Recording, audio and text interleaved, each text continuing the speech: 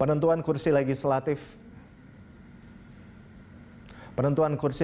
pemilu 2019 akan menggunakan sistem Senlek.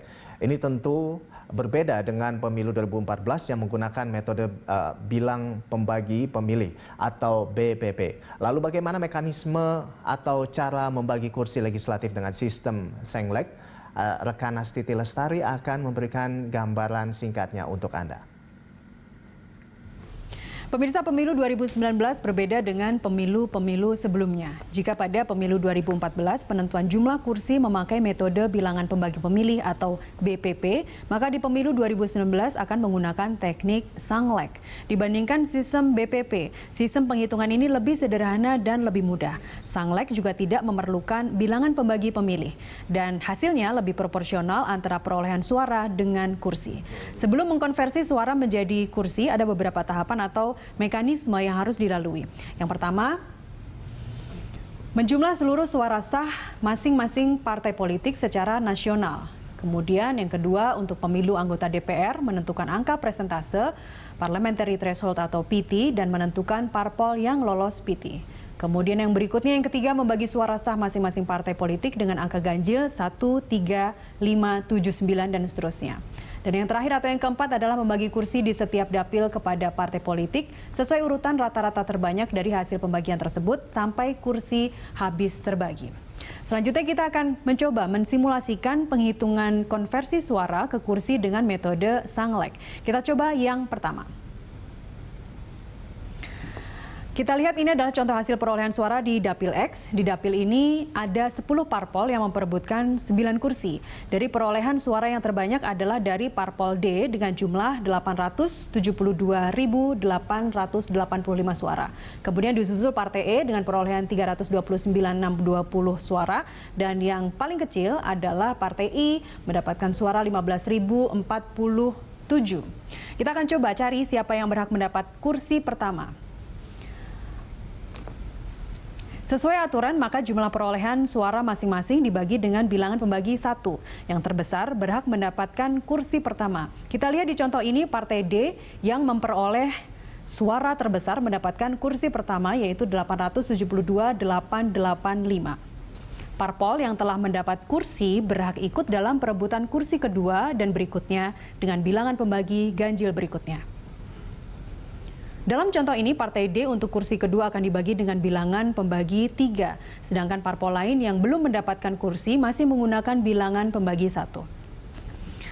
Berikutnya kita lihat siapa yang akan mendapatkan kursi kedua.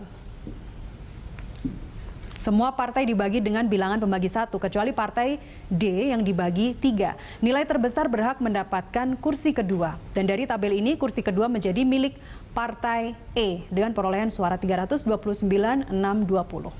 Selanjutnya Partai E akan dibagi dengan bilangan 3 untuk memperebutkan kursi ketiga dan seterusnya. Kita akan lihat berikutnya siapa yang memenangi kursi ketiga. Partai yang telah mendapatkan 1 kursi akan dibagi dengan bilangan 3, sedangkan parpol yang belum mendapatkan kursi dibagi dengan bilangan 1. Dan hasilnya kursi ketiga jatuh ke partai dengan nilai terbanyak, yaitu Partai G 311.246 suara. Dengan metode yang sama kita bisa menentukan kursi keempat. 3 partai telah meraih 1 kursi, sehingga mereka akan menggunakan bilangan pembagi 3. Dan partai lainnya masih dengan bilangan pembagi 1. Lalu pemirsa, kursi keempat akan jatuh ke partai apa? Terlihat dari tabel ini, peraih jumlah suara terbesar adalah Partai D sehingga ia berhak mendapatkan kursi keempat. Selanjutnya setelah mendapatkan 2 kursi, Partai D akan memperebutkan kursi berikutnya dengan bilangan pembagi 5. Kita akan lihat perebutan kursi kelima. Dan pemenang kursi kelima adalah Partai F yang masih menggunakan bilangan pembagi 1 atau memperoleh suara 219.521. Lalu bagaimana dengan kursi ke-6? Kursi ke-6 jatuh ke Partai D lagi. Meski menggunakan bilangan pembagi 5, namun nilainya masih menjadi yang terbesar di antara partai lainnya. Partai D kini telah meraih 3 kursi dan berhak memperebutkan kursi lainnya dengan bilangan pembagi 7. Partai D kini telah meraih 3 kursi dan berhak memperebutkan kursi lainnya dengan bilangan pembagi 7. Kita lihat kursi ke-7. Lagi-lagi diambil Partai D, meski dibagi dengan bilangan 7, tapi jumlah suaranya masih unggul dibandingkan partai yang lainnya. Total 4 kursi sudah menjadi milik Partai D. Selanjutnya kita akan lihat kursi 8 dan 9. Kursi ke-8 menjadi milik Partai E dengan jumlah suara 109.873. Dan kursi terakhir atau kursi ke-9 menjadi milik Partai G dengan jumlah suara 103.749. 9 kursi telah habis terbagi. Partai D peraih suara terbanyak mendapatkan 4 kursi. Lalu Partai E dan Partai G mendapatkan 2 kursi. 1 kursi lagi menjadi milik Partai F. Itu tadi pemirsa beberapa contoh penghitungan konversi suara ke kursi dengan metode Sanglek.